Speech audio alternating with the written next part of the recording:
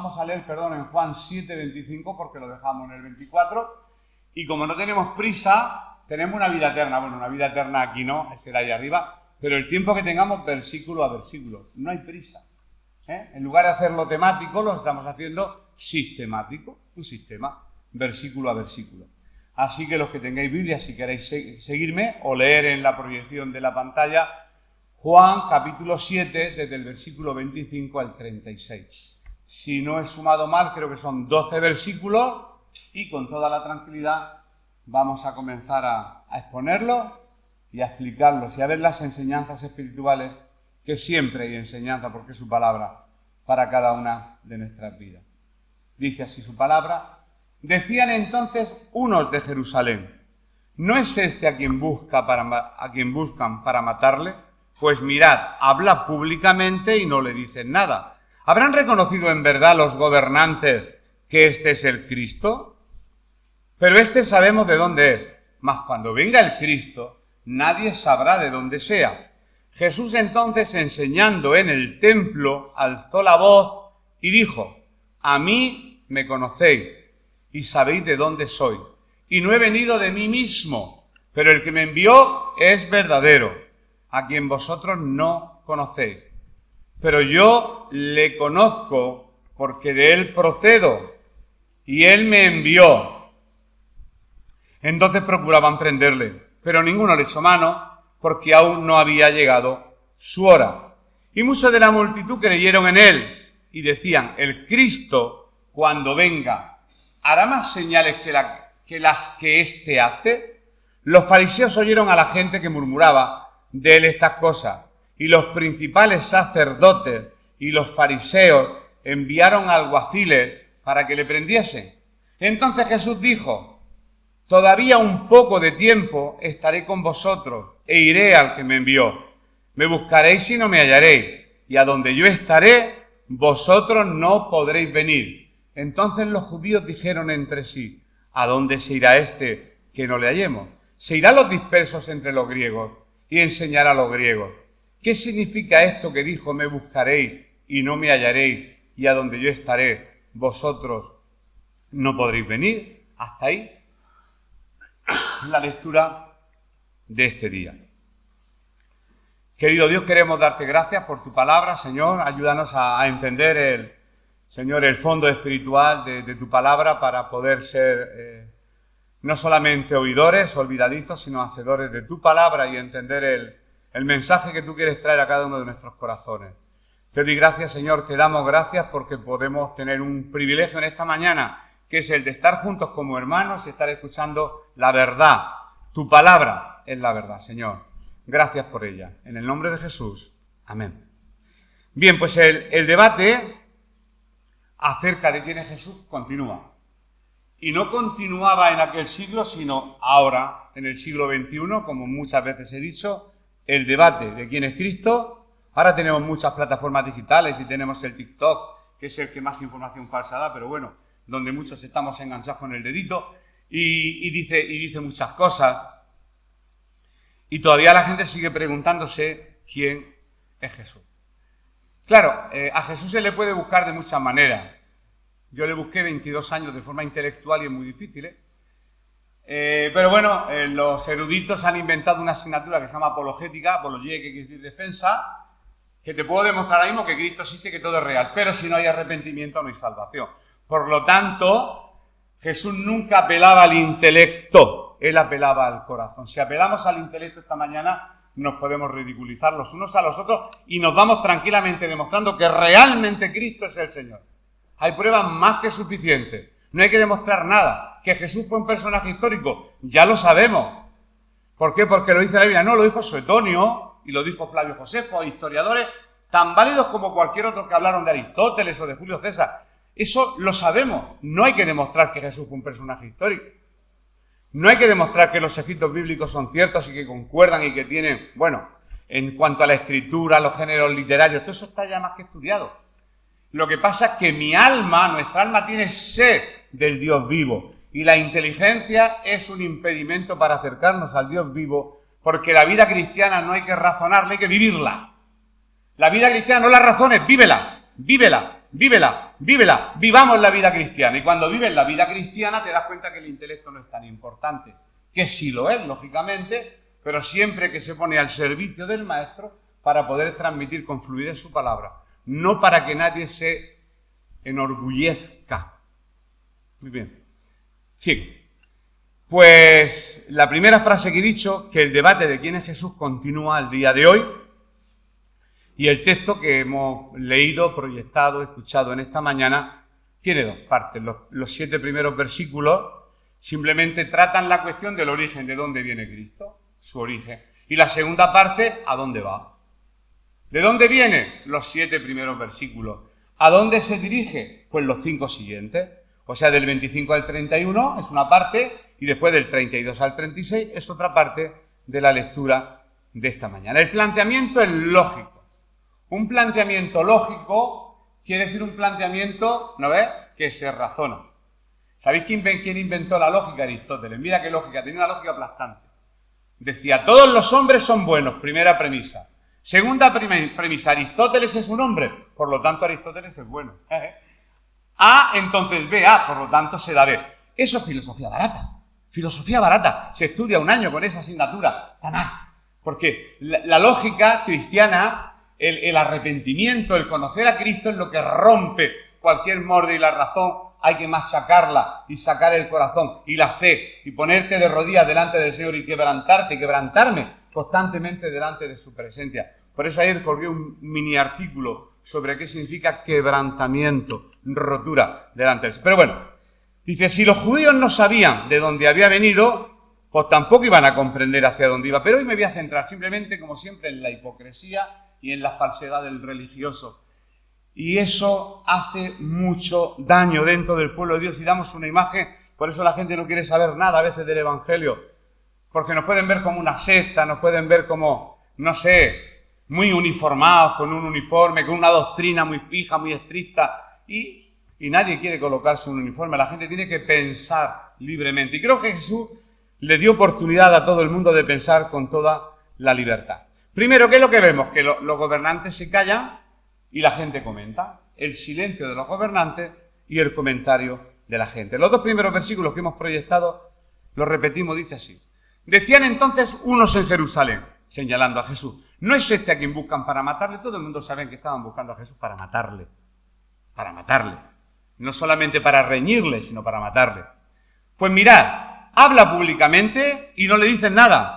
¿Habrán reconocido en verdad los gobernantes que este es el Cristo?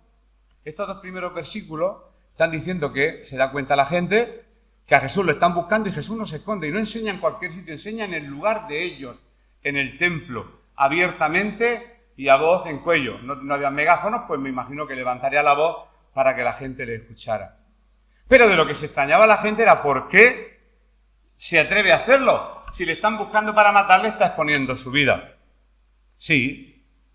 Los activistas de causas justas, pues hacen lo mismo. Como no tienen que esconderse, pues expresan literalmente lo que creen que es una injusticia, que está muy bien, de la misma manera que los 12 profetas del Antiguo Testamento hicieron. Siempre denunciaban las injusticias sociales. A veces la Iglesia se calla, no sea que nos juzguen, que nos digan, pero lo que es injusto hay que proclamarlo a los 4 vientos. Pues el Señor vimos que llegó a la fiesta, no con sus hermanos. Hemos estudiado el principio de la fiesta.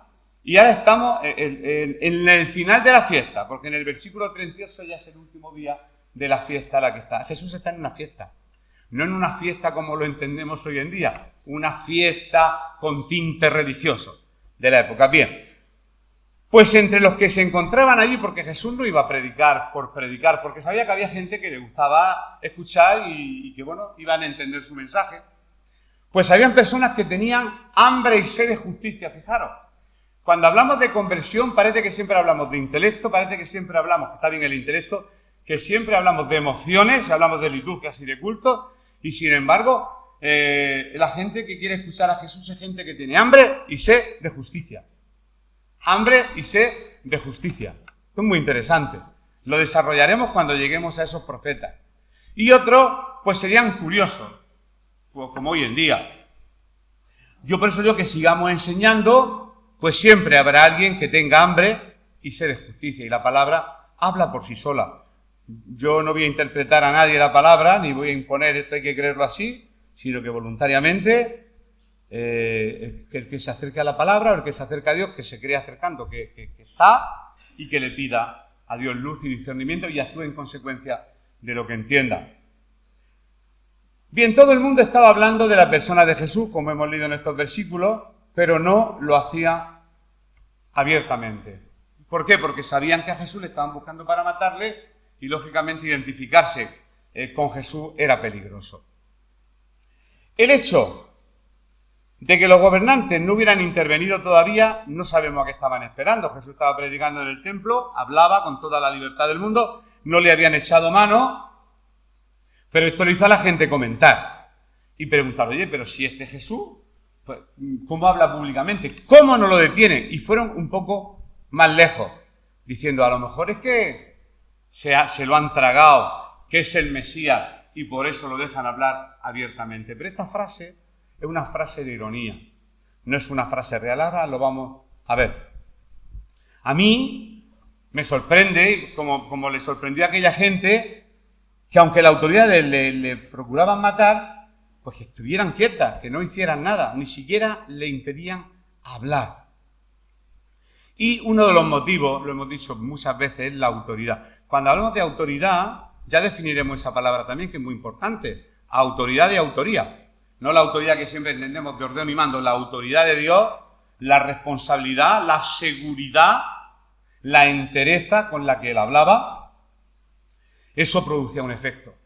Era la causa, sus palabras. El efecto, pues producía un efecto, el de los alguaciles, que ya también lo hemos contado. Fueron a apresarle, no pudieron prenderle, era la policía del templo, más o menos, para definirlo un poco. Porque decían que nunca jamás habían escuchado hablar a un hombre de esa manera. Yo pienso que denunciaba también las injusticias, que convencía en un mitin político, Jesús habría llevado todos los aplausos. Pero no mintiendo, sino diciendo verdades. Por eso hay que escuchar las verdades que Jesús decía con respecto a muchas cosas.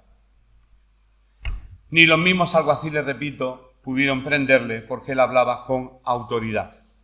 Pero lo que no tenemos que olvidar, que por encima de cualquier plan humano, en Juan 7:30 nos dice que el tema no era ese, era que no había llegado su hora. Lo dice Juan en el 30. Entonces procuraban, intentaban, pero ninguno le echó mano porque aún no había llegado su hora.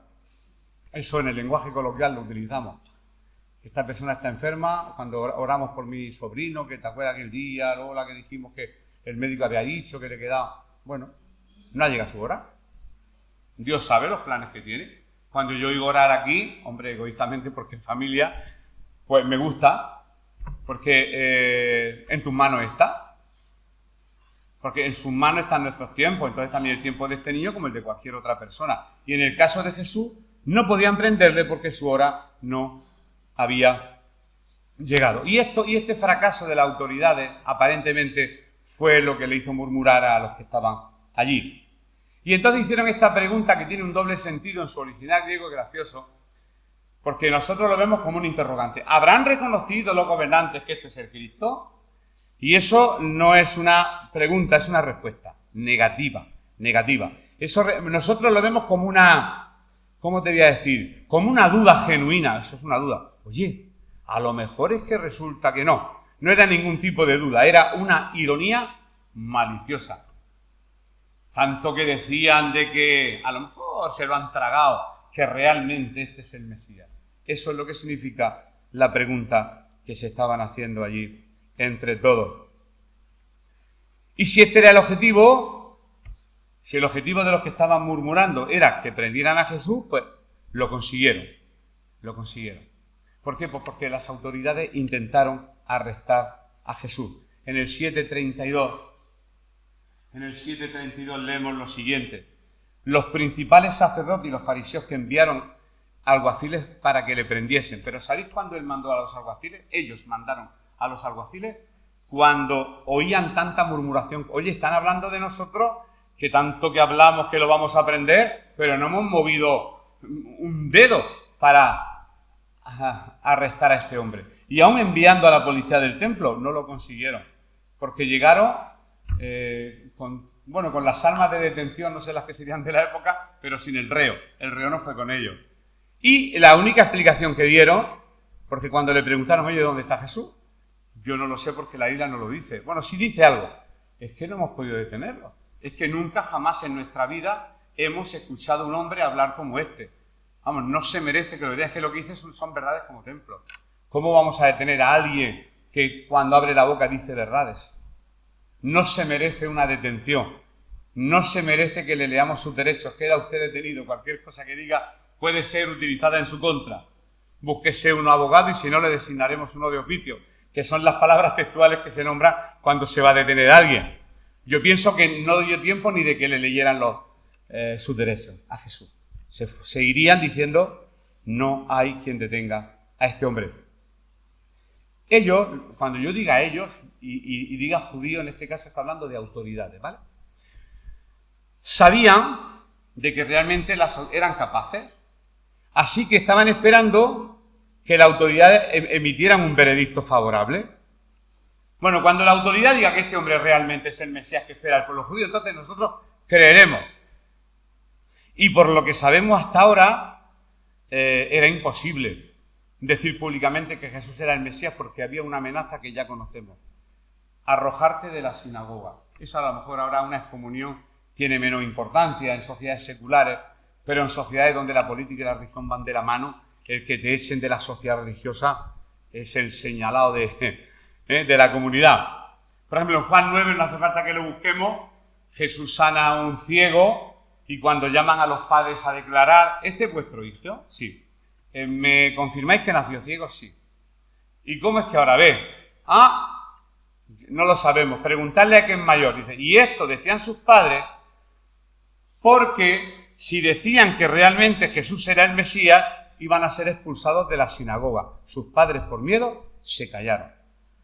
3 capítulos más adelante, en Juan 12, que tampoco lo vamos a... Bueno, sí lo vamos a leer.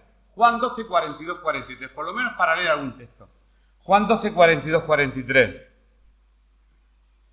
Cuando Jesús predicaba, algunas personas se convertían. Es una palabra muy evangélica, se convertían. Creían en su mensaje.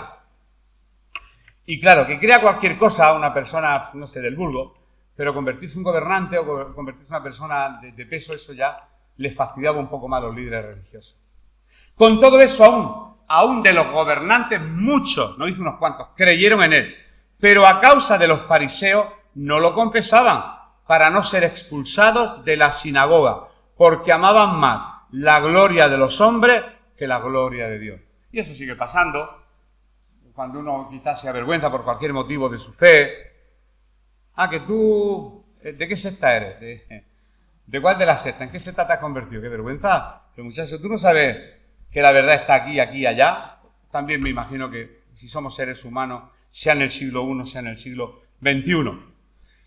Bien, pues en aquel tiempo, cualquiera que quisiera creer en Cristo tendría que enfrentarse a los gobernantes. Y eso siguió siendo aún después de la muerte, porque después de la muerte los discípulos se escaparon y se escondieron. Y las persecuciones que todos conocemos por los gobernadores romanos durante los primeros siglos, Decio, Valerio, y después llegó ya un gobernante romano, Constantino, año 313 creo que era. La tradición dice que en el cielo hay una cruz, y entonces emite algo en latín que es signo vide vincis por esta señal, y entonces creo que aglutinó a la iglesia, proclamó a la iglesia universal y todo el mundo de todas las culturas entraron dentro de la iglesia. Pero eso ya sería historia, que no es el tema de hoy. Lo que es interesante es lo que dijeron los apóstoles cuando el Sanedrín, los responsables religiosos de la época, formado por 72 personas, le dieron la orden, por favor, no habléis de Jesús. Le cogían, le azotaban y le soltaban con una advertencia. En Hechos 5:29 lo dice. Pero Pedro dice, respondiendo Pedro y los apóstoles dijeron, es necesario obedecer a Dios antes que a los hombres. Al recibir ese consejo, ellos eran personas sumisas, no eran obedientes, que no es lo mismo. Cuando los detenían, pues se dejaban detener, ¿para qué iban a oponer resistencia? Se sometía Pero cuando les decían no prediquéis, desobedecían. ¿Por qué? Porque es necesario que yo obedezca a Dios antes que a los hombres. Así que no, os vamos a... ¿Que me quieres detener? No me voy a oponer. ¿Pero que me vas a prohibir que predique? Pues no, porque te voy a desobedecer. Para que veáis que cuando hablamos de sumisión, obediencia y otros conceptos, a veces son cosas que no tenemos muy claras. Como estamos viendo hasta aquí, ahora seguiremos con el siguiente versículo, no todas las personas estaban dispuestas a tener esta actitud que tenían Pedro, Juan y otras personas de ser tan valientes. No, nosotros vamos a seguir, porque la cobardía es una actitud que muchos tenemos en muchas ocasiones por muchos tipos de miedo. Ahora se están dando unas circunstancias de las que no voy a hablar desde aquí, lógicamente, porque la política está prohibida por mí a mí mismo. Hablar aquí, pues se están dando asuntos en el mundo donde hay que posicionarse. Y el pueblo de Dios está asustado, tiene pánico en posicionarse, tiene pánico. Y tenemos que posicionarnos ante la injusticia. Eso está clarísimo, pero nos da como miedo. Y en esa época pues también había miedo. Había muchos que por cobardía preferían acomodarse a lo que dijeran los gobernantes. La razón la tiene la mayoría, o la razón la tiene este partido, o la razón la tiene tanto, yo me posiciono. Pero si tu corazón es limpio en ese posicionamiento, ¿o qué hay detrás de esa intención? Porque esa actitud es muy peligrosa y podemos estar consintiendo injusticia diciendo es que está todo escrito. Por mucho que esté todo escrito, no matarás, es un mandamiento de Éxodo capítulo 20. Y cualquier cristiano tiene que estar en contra del asesinato. Eso está clarísimo. Es que Dios es no. Vamos a dejar tanta profecía de Apocalipsis porque a lo mejor no sabemos interpretar muy bien Apocalipsis. Apocalipsis 21.8 precisamente dice Apocalipsis 21.8 que los cobardes, aquí tengo puntos suspensivos porque habré omitido algunas palabras, los cobardes tendrán su parte en el lago que arde con fuego y azufre, que es la muerte segunda. Por lo tanto hay que ser valientes. Aunque te cueste la oposición de quien sea. A quien más tenemos miedo de la oposición, sobre todo, es la oposición del religioso, y si es de renombre o de puesto, más todavía. Tenemos miedo. No estoy hablando de utilizar la violencia, estoy hablando de proclamar a los cuatro vientos la injusticia. Porque cuando nos acercamos a Jesús, porque teníamos hambre y sed de justicia. Hambre y sed de justicia. Cuando se trata de dar una respuesta vital, de vital importancia de quién es Jesús, pues cada persona es responsable directamente delante de Dios. Yo te puedo dar una definición, pero tú personalmente, yo personalmente, pues tenemos que responder directamente delante de Dios quién es Jesús para nosotros, qué significa. Pasamos al versículo 27 de la lectura de hoy. Dicen, después de la duda que han tenido, después de preguntarse por qué los gobernantes no le detienen, después de decir quizá de forma irónica, a lo mejor se lo creen que es el Mesías, siguen diciendo en el 27, pero este sabemos de dónde es, mas cuando venga el Cristo, nadie sabrá de dónde sea. Ellos pensaban que el Cristo que estaban esperando, algunos de forma espiritual o de forma política para ser liberados de la opresión, era como algo así muy, no sé, muy de película, ¿no? Una aparición en el cielo con brillo, con sonido de fondo. No sé lo que esperaban que era el Cristo. Porque entre los muchos comentarios que se estaban haciendo, había también muchos relacionados con el origen. ¿De dónde es? ¿Por qué? Porque ellos no podían creer que ese hombre pudiera ser el Mesías, porque según ellos, el Mesías tenía que aparecer de repente, con todo el poder de Dios, no sé, con una espada en la mano, rodeado de millones de ángeles, no sé, para salvar a su pueblo y liberarlo. Por eso no podían entender que ese Señor fuera el Cristo. Y entonces, ¿qué es lo que hizo el pueblo? Examinarlo en el plano terrenal. Vamos a examinarlos en esta mañana, vamos a examinar a Jesús en el plano terrenal. Y si tú y yo analizamos a Jesús en el plano terrenal, pues lo podemos descalificar como Mesías. Yo quedo descalificado.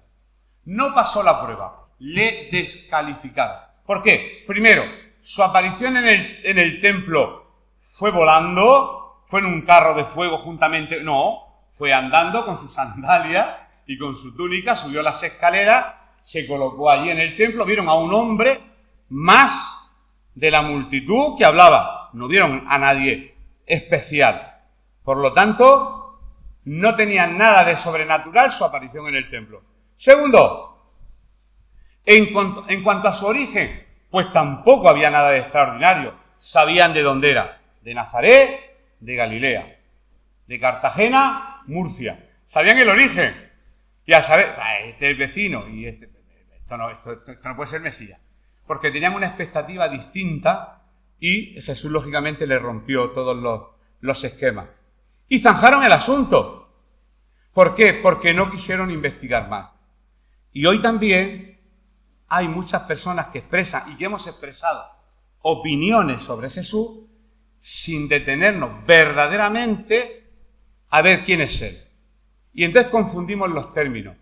En lugar de buscar a Jesús, buscamos qué puesto voy a ocupar yo para que la gente vea lo bien que hablo de Jesús. Ahí está el error. Y entonces viene la pulpiti, vienen todas las cosas, todos los problemas humanos de que se nos vea a nosotros mismos. Y entonces nos confundimos. El Evangelio no tiene que ver nada con eso. Así que el tema estaba en que no investigaron quién era y si había cumplido o no con las profecías mesiánicas. Hoy en día hay personas que zanjan el asunto y ya no indagan. Bueno, si alguien tiene muy muy claro quién es Jesús y zanja el tema, pues nada, pues lo da por zanjado y lo investiga. Pero hay que investigar. Muchos dicen, que sois evangélicos. Pues muy bien, otra secta más. Es lo primero que a mí me dicen muchos compañeros, ¿no? En el trabajo. Tú eres de religión evangélica. Mañana los profesores no me lo preguntarán. Porque no sé, le hace gracia que haya un profesor de religión evangélica. Es que les gusta. Bueno, y cuando se enteran que hay una profesión de islámica, eso ya le rompe todos los esquemas. Tú eres de los que no comen cerdo. O sea, hay una ignorancia supina. Si hay ignorancia en el mundo académico, que se supone en todo que son señores licenciados, imagínate en la gente, en general. Ignorancia. Todos tenemos una parte de ignorancia. Por eso el no investigar, el no saber nos deja. A aquellos judíos les pasaba igual y estaban errados. ¿Sabes por qué estaban errados? Por desconocimiento. Si hubieran investigado un poco en su Torá, ¿este es Cristo? Lo dijo Miqueas, lo dijo Isaías, pero les dio igual investigar. Les dio igual. Zanjaron el asunto. Puedes zanjar el asunto, está bien, bueno. Si lo quieres zanjar, a lo mejor yo fui un poco más curioso, no mejor. Más curioso, digo, quiero seguir investigando y aún así sigo teniendo mis dudas. No, a lo mejor no son dudas muy de vital importancia, pero surgen dudas con respecto al comportamiento, con respecto a la liturgia, con respecto a cómo debe ser el pueblo, que tengo muchísimas. Por eso yo me acerco aquí, estudio, leo, busco, oro y a ver lo que el Señor nos da. Pues aquellos judíos estaban errados, como cualquiera de nosotros, en algunas cosas por desconocimiento, no por tonto, por desconocimiento. Por ejemplo, su origen humano. Sin haber hecho ninguna investigación, ellos habían llegado a la conclusión por ellos mismos de que era de Nazaret de Galilea.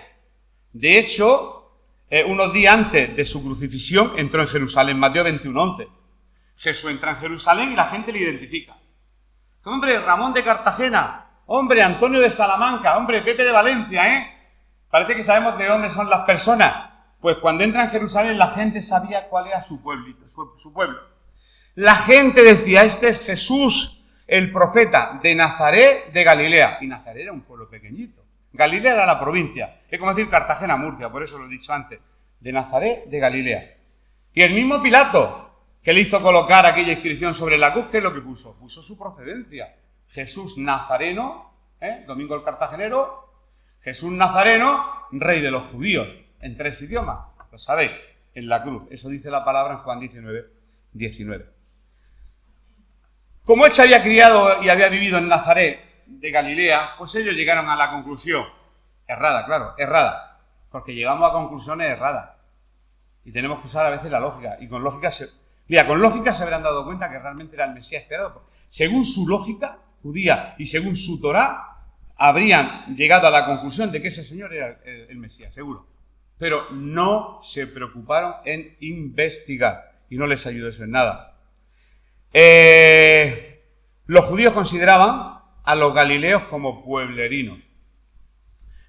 Y si la provincia la consideraban como pueblerina, Nazaret era un pueblo, pues un lugar del que no podía salir nada bueno. De hecho, hay un texto por ahí en Juan también más adelante, lo estudiaremos, dice, de Nazaret puede salir algo bueno. ¿Qué fama tendría? La fama era que Galilea era una zona muy cerca de los gentiles, y como los judíos son así de esa manera, todo lo que no sean como nosotros, ese orgullo, esa prepotencia, los desechaban. Por eso no querían escuchar a nadie que fuera de una provincia cercana al pueblo gentil, que no pensaba como ellos. Los galileos estaban muy cerca de los gentiles, esto lo he apuntado esta mañana, lo que para muchos judíos de Jerusalén implicaba cierto grado de contaminación espiritual. Fijaros el orgullo religioso hasta dónde puede llegar. Pero para los principales sacerdotes, fariseos, escribas y demás sectas judías, Galilea era irrelevante en el plano espiritual. Por eso no le echaron cuenta que Jesús podría ser el Mesías. Vamos a ver qué hubiera pasado si realmente le hubieran echado cuenta y hubieran investigado, habían llegado a conclusiones. Y hay personas hoy en día que no le echan cuenta. Y cuando toca el tema este de la profecía mesiánica, que es para mí el más interesante a nivel intelectual, los que nos gusta utilizar el coco, he oído gente decir, ¡oh, es verdad! Habla, pero bueno, una cosa es que tú digas, ¡oh, es verdad! La aspirina, maravillosa, pero hay que tomársela si quieres que se te quite la fiebre. Si no puedes conocer la aspirina por arriba, por abajo, por el medio, hasta el lugar donde se fabrica y los ingredientes que tiene. No se trata de saber tanto, sino de poner por práctica lo que sabemos. Eso es lo que realmente cambia un corazón, cambia una vida e influimos en esta sociedad. Versículo 28. Jesús entonces, enseñando en el templo, alzó la voz y dijo, a mí me conocéis y sabéis de dónde soy. Y no he venido de mí mismo, pero el que me envió es verdadero, a quien vosotros no conocéis. ¡Qué bomba de relojería! Les dice, se supone que a los custodios del templo en su propia casa, vosotros no conocéis al Dios que proclamáis. Eso es fuerte. En su propia iglesia. ¿Te imaginas? Tú llegas a la iglesia más numerosa, más renombrada y le dices al que preside, a usted le falta una cosa, creer en Dios y convertirse. Son insultos, ¿verdad? Pero puede ser verdad. Pero puede ser verdad. Jesús lo hizo. Jesús lo hizo. Y lo hizo con ellos. Y en su propia casa, no lo hizo en la calle tal o en la calle cual, una calle paralela. En el templo. En el lugar donde ellos tenían autoridad para verlo prendido. Y ahí le dice, vosotros no creéis en Dios. Porque si creyerais en Dios, no procuraríais matarme. Porque el no matarás lo conocéis de vuestra Torá. Por lo tanto, estáis equivocados. Siempre la discusión constante que vamos a ver a lo largo de toda la Biblia. Conocían el origen humilde de Jesús. Y bueno, llegaron a esa conclusión. Hicieron un juicio apresurado, como he dicho antes. Pero voy a ir a los versículos que os he dicho antes. Si ellos hubieran tomado interés, habrían descubierto que Jesús había nacido en Belén. Ni lo sabían. En Mateo 2.1 lo dice que Jesús nació en Belén. Belén no era de Galilea, era de Judea, de otra provincia distinta. Habrían descubierto que era de la tribu de Judá y que era descendiente del rey David. Si hubieran investigado un poco en sus librillos, seguramente los tendrían muy guardados y le importaba más la apariencia y el qué dirán que recurrir a esos libros que tanto idolatraban. Si esos libros que tanto idolatraban hablaban de su Mesías, haberlos abierto y os habréis dado cuenta que ese Jesús es el que decían vuestras escrituras. ¿Dónde? Ahora no voy a hablar de profecía mesiánica. Dos pinceladas y lo dejamos. Si se hubieran preocupado, se habrían dado cuenta que Jesús confirmaba algunas de sus profecías. Por ejemplo, en cuanto al lugar de nacimiento, Miqueas, no lo voy a leer, pero en Miqueas dice, oh Belén, Éfrata, tú, de las más pequeñas entre las naciones, de ti saldrá el Salvador que guiará al pueblo, el Mesías. Eso lo dijo Miqueas 500 años antes del nacimiento de Jesús. También la Biblia decía que venía del linaje de David. Es que creer que Jesús podía venir del linaje de David lo aparcaron un poco, porque en la línea genealógica de David, si te pones a subir para arriba de una ramera, y que el Mesías tuviera una ascendiente ramera, era descalificar un poco Es decir, mi abuela era prostituta. Pues ya ves tú, eso parece que te descalifica socialmente. Rahab fue tomada de Jericó, lo veremos en Josué. Casa, Salmón, Booz, Isaí y David, la tatarabuela del rey. Y después de David nace Jesús. Alguien un día se me ofendió por predicar esto en una congregación y al salir me dice: Domingo, te has equivocado. En la genealogía de Jesús no puede haber una mujer prostituta porque Jesús no nació por obra de varón, sino del Espíritu Santo. ¿Qué es lo que me estaba diciendo? Pues su rechazo por algunas clases sociales. A veces intelectualizamos para nuestro propio capricho. Pero a Jesús no le importaba venir del linaje de David. Porque Dios en su línea genealógica mete a quien Él quiere. Y en este caso Rahab estaba en ese linaje. Y también se hubieran indagado, se hubieran dado cuenta que su ministerio comenzaba en Galilea, de los gentiles. ¿Quién decía eso? Pues Isaías. No lo vamos a leer. Isaías capítulo 9 dice que Jesús comenzaría su ministerio en Galilea. En Galilea. En Galilea. Hubieran investigado y dicen, en Galilea ha empezado, aquí Cafarnaúm Betsaida, nació en Belén, de la genealogía, este. Pero no se tomaron la molestia. No se tomaron la molestia de indagar quién era ese Señor. Pues como muchas personas hemos hecho en nuestros días, aquellos no llegaron a creer en Jesús porque no se preocuparon de leer, investigar, pensar o preguntar para hallar la verdad que ellos realmente estaban buscando. ¿Quién era el Mesías? ¿Es este el Cristo? Por de ahí el título de lo que estamos compartiendo hoy. Pero es que pensar, no nos gusta pensar. Por eso nos gusta dejarnos en manos de otros que piensen por nosotros. Y eso está mal, porque eso es uniformar a la gente. Y no podemos uniformar. El pensamiento, creo que el ser humano tiene derecho a pensar y a exponer libremente lo que cree a la luz de lo que recibe de su palabra. Siempre y cuando, lógicamente, no atente contra la humanidad ni contra la vida de nadie. Y al final se cumple el dicho popular que dice que no hay peor ciego pues que el que no quiere ver. Y ellos no quisieron verlo. Y como no quisieron verlo, pues siguieron en su ceguera y se quedaron esperando al Mesías. Claro, si ya pasó el tren, ¿cómo va a llegar? Si solamente hay un tren que hoy va de Cartagena a Barcelona, te puedes quedar en la estación todo el día, que no va a pasar, porque ya ha pasado. Ya ha pasado, no va a pasar. O el último tren que va a cubrir un espacio y lo estás esperando. Seguramente este no será. Pues lo has perdido. No creyeron en él. Por otro lado, su origen divino. Más importante que el origen humano era su origen celestial. Él, cuando alza la voz en el templo, dice: a mí me conocéis y sabéis de dónde soy, y no he venido de mí mismo. Pero fijaros, si su origen humano lo conocían de una forma tan incompleta y nada investigada, pues más dificultad tendrían para comprender la parte divina. Eso era más difícil de creérselo todavía. Si lo humano, que lo tengo frente a mis ojos, no me lo creo, imagínate la parte divina. El problema radicaba en que no conocían a aquel que le había enviado. Y lo dice Jesús: el que me envió es verdadero, a quien vosotros no conocéis. A quien vosotros no conocéis. Allí mismo se lo dice, en el templo, donde ellos alardeaban de ser los únicos que conocían a Dios. Jesús se atreve a decirle: no conocéis a Dios.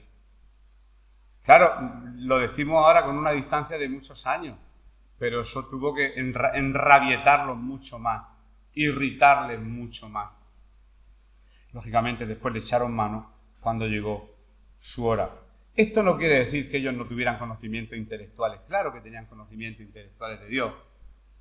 Pero otra cosa es rendir, no rendirse en el sentido me rindo, sino decir: realmente tú eres al que esperamos, creemos en ti. Con sencillez, con humildad, con humildad. Conocimiento intelectual, por eso daros cuenta que puede haber un abismo entre el conocimiento intelectual de algo y tener ese algo.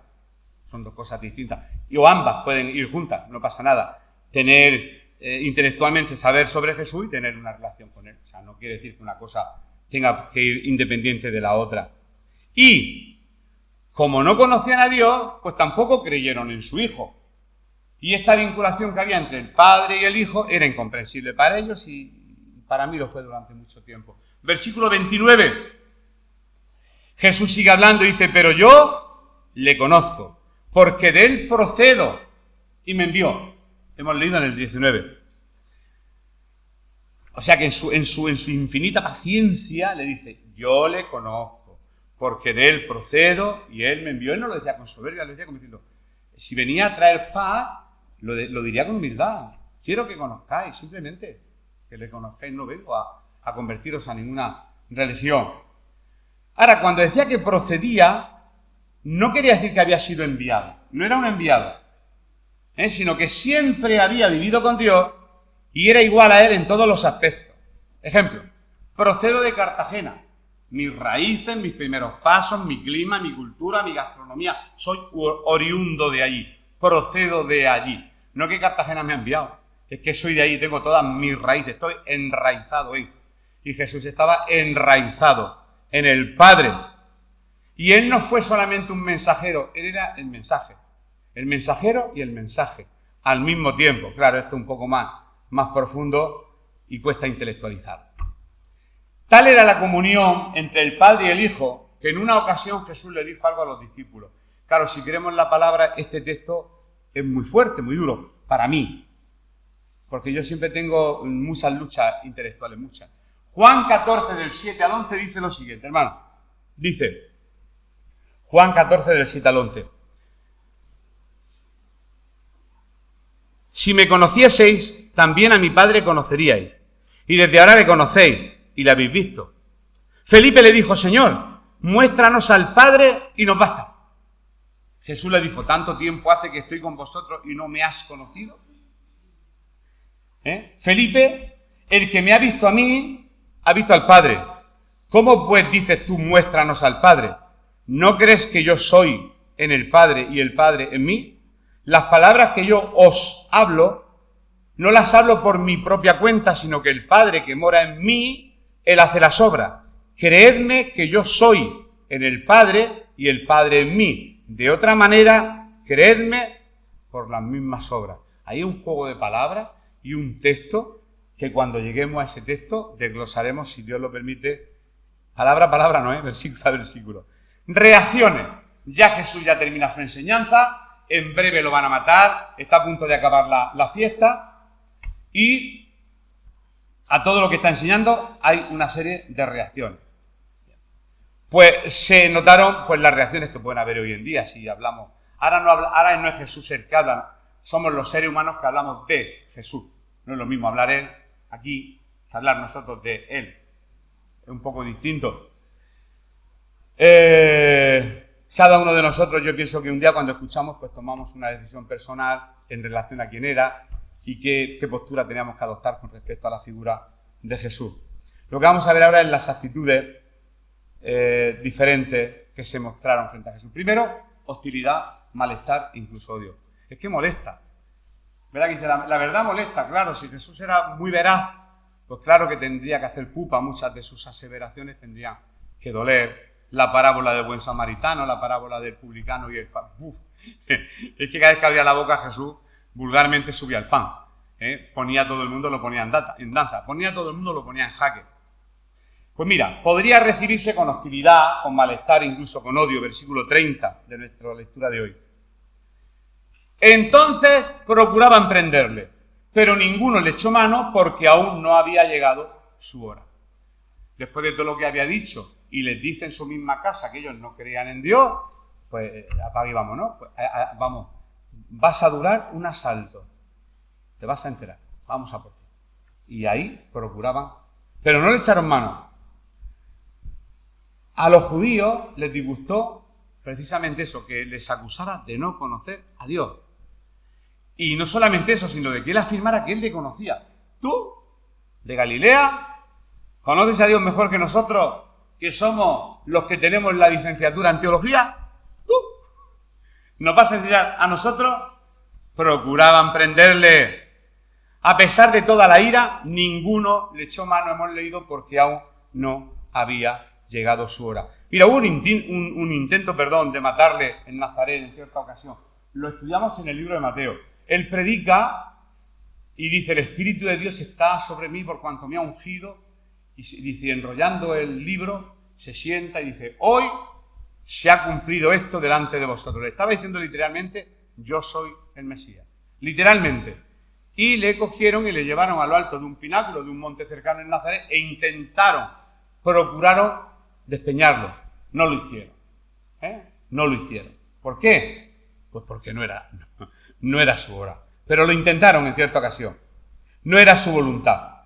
Y cuando finalmente fue llevado a la cruz, ocurrió a una hora determinada, más o menos sabemos la hora en que murió, estaría en la cruz colgado entre 4 y 6 horas, dicen los especialistas, los médicos a este respecto.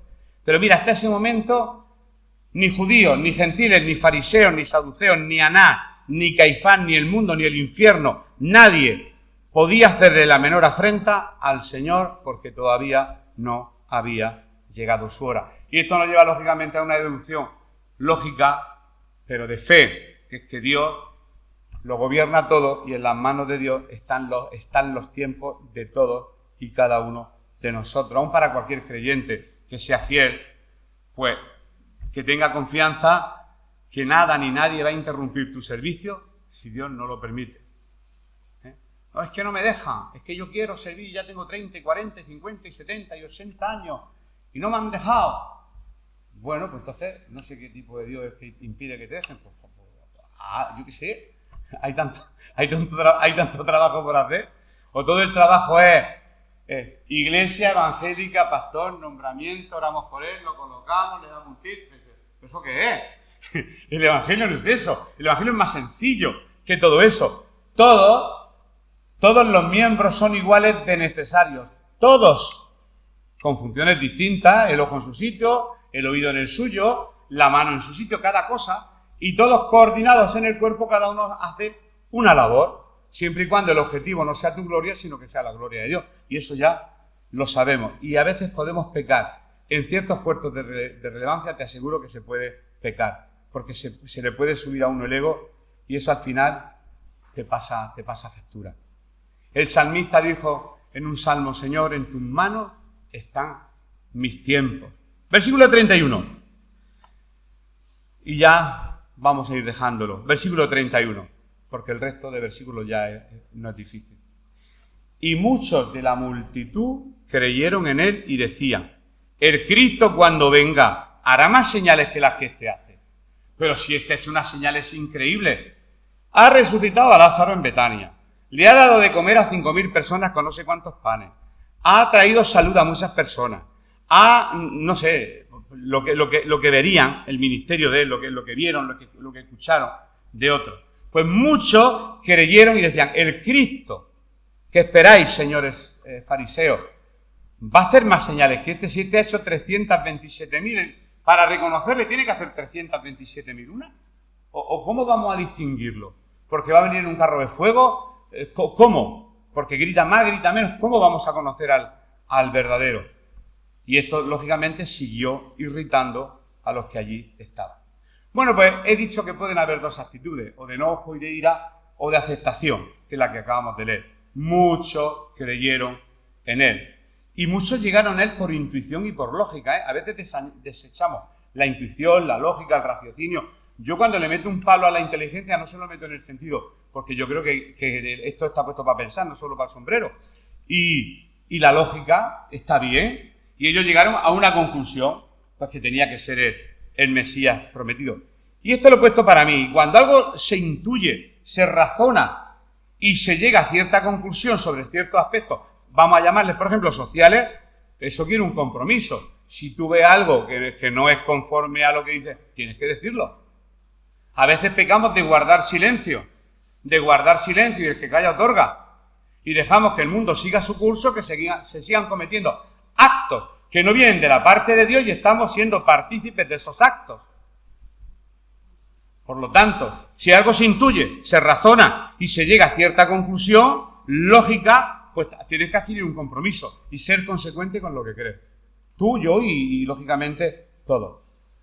Se daban cuenta ellos, los que habían creído, claro, que el Mesías no podría haber hecho más milagros que Jesús. Porque si era por milagros, pues Jesús los hizo todos. Versículo 32. Los fariseos oyeron a la gente que murmuraba de él estas cosas y los principales sacerdotes y los fariseos enviaron alguaciles para que le prendiesen.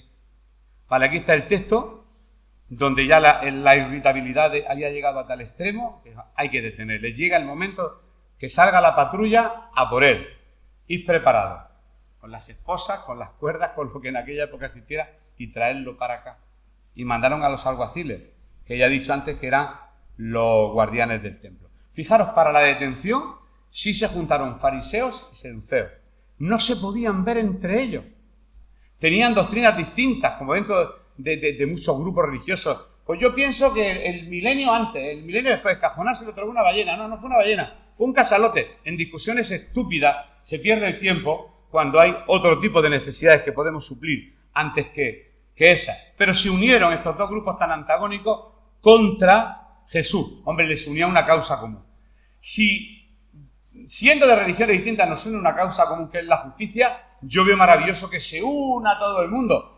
Pero si es para cometer una injusticia, o porque me interesa juntarme con el malo, eso entre los críos lo ven mucho, ¿no? Se juntan entre ellos a veces por intereses. Venga, tú robas el examen, yo lo llevo tal, pero son amigos nada más que para robar el examen.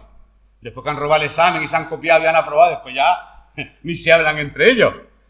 Y tienen caracteres, pero para hacer un mal, vamos, se unen de una forma maravillosa. Y vamos a terminar con los últimos versículos y con la predicación de Equal siempre, que quizá me alargue, pero creo que es interesante, o podemos hacerlo en varias partes. Vamos a leer los últimos versículos que nos quedan, que es el 33, hasta creo que era el 35, ¿no? Bien, leemos el 33. Entonces Jesús dijo: todavía un poco de tiempo, estaré con vosotros e iré al que me envió. Dejadme predicar, si yo me voy a ir, de aquí a nada me voy a ir. Un poco de tiempo. Estaba diciéndoles, en breve volveré y me vais a matar. Así que lo que tengo que decir, por favor, dejadme que lo diga, pero ellos no entendían a lo que se refería. Y los últimos versículos del 34 al 36 dice, no sé si lo estoy poniendo bien porque, bueno, me buscaréis y no me hallaréis, y a donde yo estaré vosotros no podréis venir. Entonces los judíos dijeron entre sí: ¿a dónde irá este que no le hallemos? ¿Se irá a los dispersos de los griegos? ¿Enseñará a los griegos? ¿Qué significa esto que dijo: me buscaréis y no me hallaréis, y a donde yo estaré vosotros no podéis estar?